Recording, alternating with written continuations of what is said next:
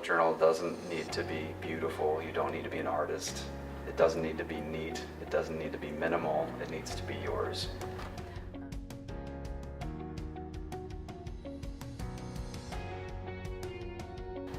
Yes, so the bullet journal method is best described as a mindfulness practice that's disguised as a productivity system.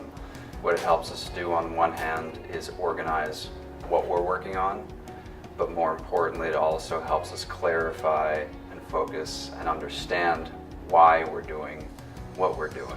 So on the one hand, it helps you organize your thoughts. On the other hand, it helps you get a bigger picture view of your life so you can make sure that you understand what the meaning is behind your actions. Well, the bullet journal is designed around one principle, which is that life is messy and unpredictable. We don't think in order. So I developed this way to capture thought the way that it actually happens. And that's only the first step, writing things down. And then we have additional practices that then help us order those thoughts. The first is that we have symbols that categorize the thought visually. So it makes it very quick to scan the page and find the things that you need to do, for example. And that's designed for the second step. So first step, capture. Second step, review. Creating a list can be never-ending. So a really critical aspect of bullet journaling is that every day we come back to our list and we review them. So we don't need to reorganize them because we always are aware of what we have to do. But in that review process, we also might identify patterns and relationships of information. The bullet journal is designed to be modular, so it can turn into whatever tool you need, and a big part of that is being able to organize your information into different collections. But it all starts with capturing your thoughts as they happen, and then taking them and finding a home for them. If you find a task that persists, like it doesn't get done over and over again, then most likely what's happening is that it's too big. So in the bullet journal, one thing that we try to do is figure out what the smallest actionable step is. Because we do a daily review, we will notice if something is not getting done. And if it's not getting done, what we try to do is take a task and break it apart. So I was a digital software designer for about 15 years, and I understand the space very well. There are many apps out there built by incredibly smart and skillful teams that have focused on the productivity space.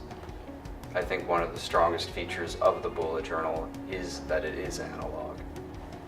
A big part of apps is that they promise to make us more productive, but it seems like the faster that technology gets, the less productive we are becoming.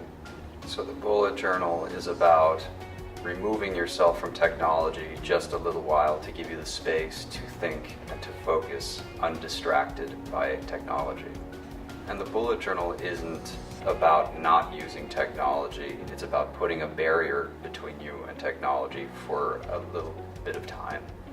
But that being said, what do you do if you're not around your notebook? So we did design an app for that specific use case.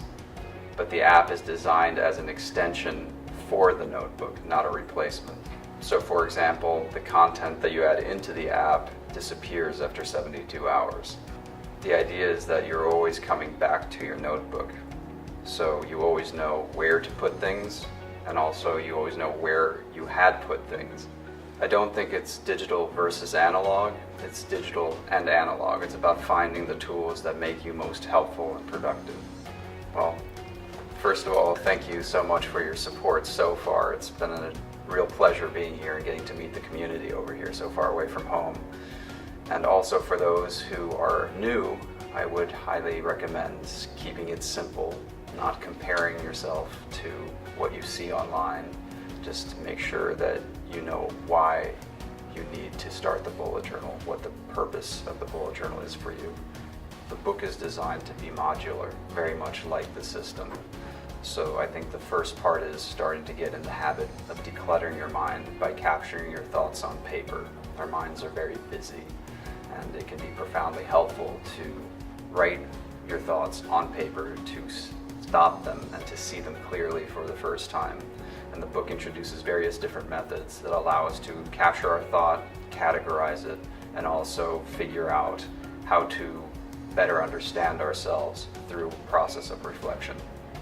One of the things that's wonderful about the bullet journal is it becomes whatever you need it to be. So it can be used for school, for work, for vacation. It can focus on whatever is important to you.